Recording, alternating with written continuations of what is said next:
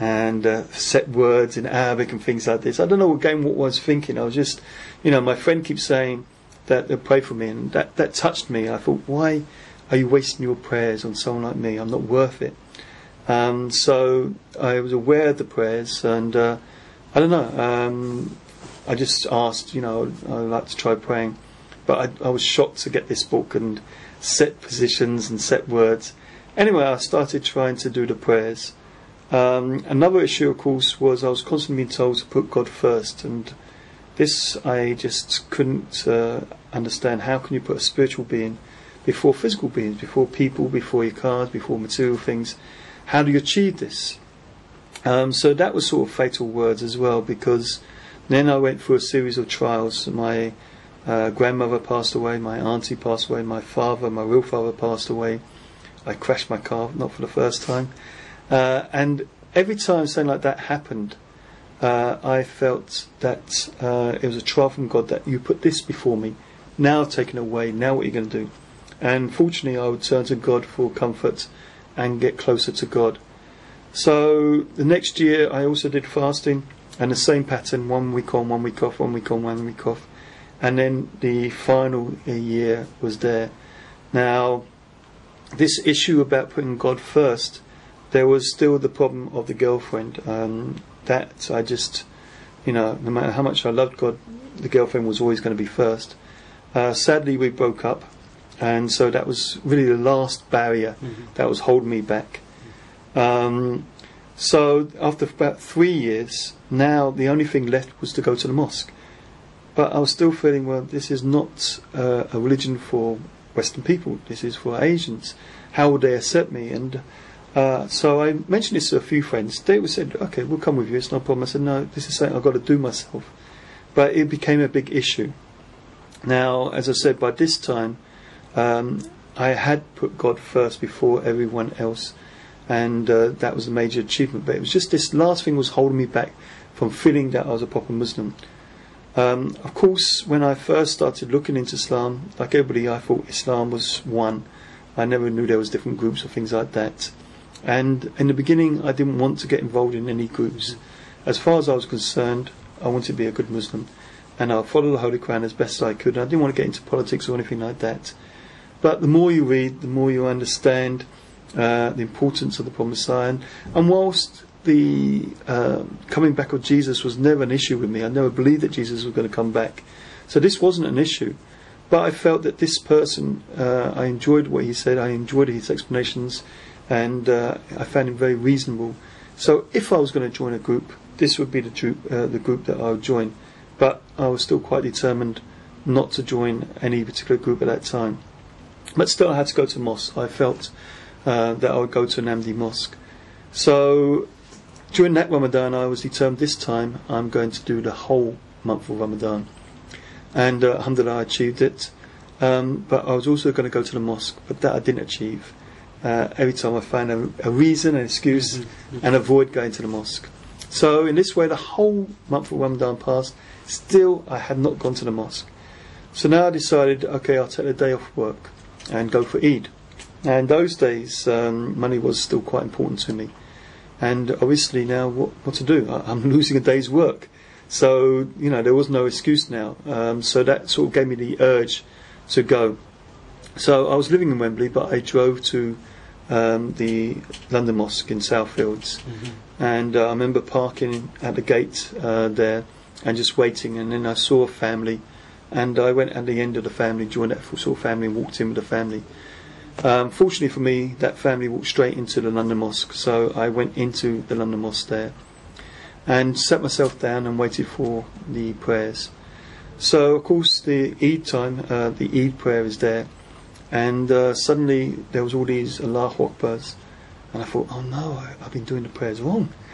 So then I thought, no, wait, there's something about Eid which is different. So then Sheikh Mubarak was the Imam at that time, and he did the khutbah, thankfully, in English, so I enjoyed that. And then of course everybody started getting up and embracing each other, and I was, what was happening here? I became very worried. What kind of group have I got into now? They're all cuddling each other. and someone put their hand on my shoulder, and I jumped on. I was like, oh, what's this? So anyway, they introduced themselves, and I said, look, why is everybody hugging each other? What's going on here? So they explained about the joy of the day, and that this is how we express it. So they introduced me to Sheikh Mubarak Sahib, and then they took me around. And of course, when I came out of London Mosque, there was all these people. And I thought, how do these people... They couldn't fit in the mosque. And of course, I didn't know about the Mahmood Hall or the Marquee or anything like that. So anyway, it was a lovely day, and they loaded me with books. I had about 20-odd books. And I went back to Nadeem Malik's, and I met Zafar Clark, who's here in Birmingham these days. And he was also studying in Ahmadiyyat in those days. And it was a great day. And then, of course, they would invite me to keep coming back for weddings and meetings and functions. And whenever I enjoyed, and I looked at myself as an Ahmadi Muslim now, I was quite happy there. In fact, I remember my elder brother, he finished his university degree, and he wanted then to change direction and come into computers, which he found very difficult. So he then got a job for the meantime as a security guard, and he was at the Iranian embassy. Now this was a time when the siege of the Iranian embassy came a bit later on, but he was at the Iranian embassy there helping with the security. And when they found out that he had a Muslim brother, because I regard myself as a Muslim then, so they were very pleased, and they treated him specially. But when they found out that I was an Ahmadi Muslim, then they started giving him books saying, oh, this will help him find the right path. But I didn't know anything about doing the Bayat. I was quite happy. I was thinking I was a Muslim. So this was the actual terrorists who started when the siege happened?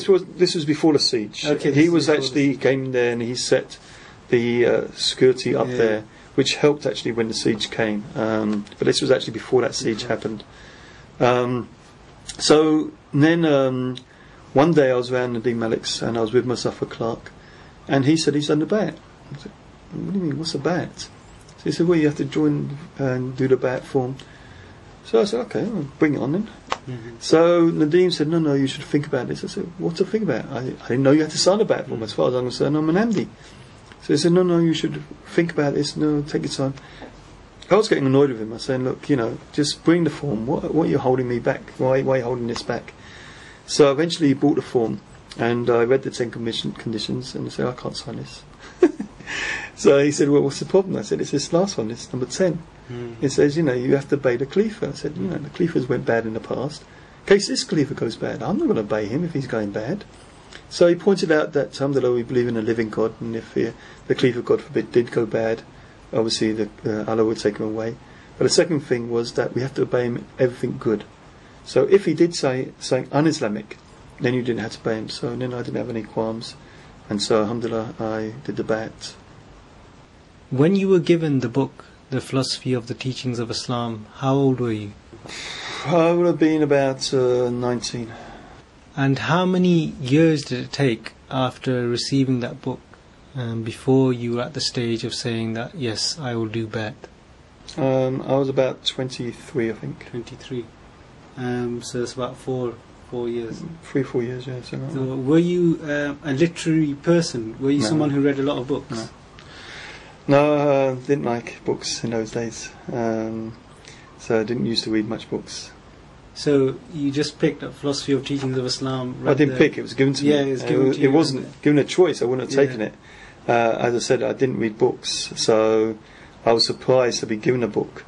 But like I say, I didn't want to upset the person. They give me the book, so I felt okay. What to do? So that's why I thought, okay, if I read the first, read the last page, and then give it back, and then make them happy, and I can move on. So as I said, I didn't want the book, but suddenly this book came, and but once I started reading the book, then things started becoming